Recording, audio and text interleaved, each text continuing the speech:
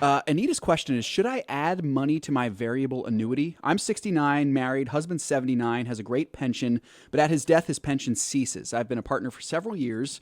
As a small investment, I took out a variable annuity about 20 years ago, started it with only a few $1,000s. I've not added to it, but it's increased steadily over the years. It has guaranteed 3% return and is invested in 100% guaranteed interest account and will annuitize when I'm 85. I have a small pension. Called the insurance company, found I can add to this annuity until the age of 80. I can use my Social Security to add to it. We are not using my Social Security as a source of income. What are your suggestions? Well, I'm not a huge fan of variable annuities. If you listened to or watched Dan for any period of time, you knew that he wasn't either. And simply because variable annuities can be very complicated products. So an annuity is just a contract with an insurance company. And the insurance company makes certain guarantees or promises lined out in the contract. The problem with annuities is that there's so many of them out there.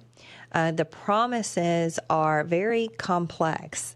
So it's not, and I'm not saying it's impossible for the average person to understand what's being guaranteed, but I can tell you in so many cases it is very misunderstood what is guaranteed and how it's guaranteed. So anytime that we as consumers hear the word guaranteed, there's some selective understanding going on there. Whatever fear that we have that causes us to seek out some kind of guarantee,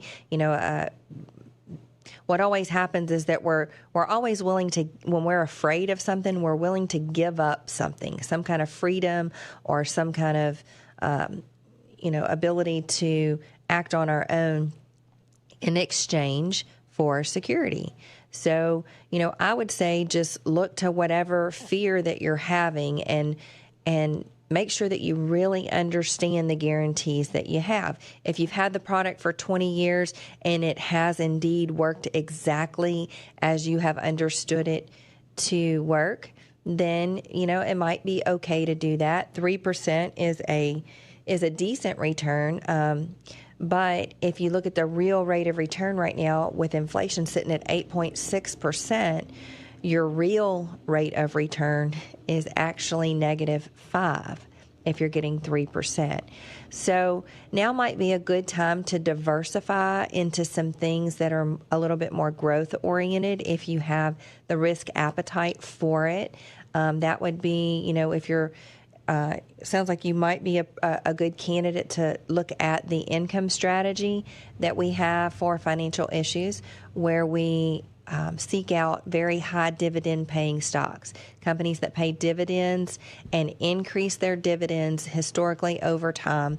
That indicates the strength of a company, and it gives you the kind of income that you're desiring. So, and it gives you the ability to have some growth, because equity investing in equities is the hedge to inflation, or it's the antidote to inflation. So you may just want to consider, if all of your assets are in that particular product, you may want to consider adding some diversification to your portfolio.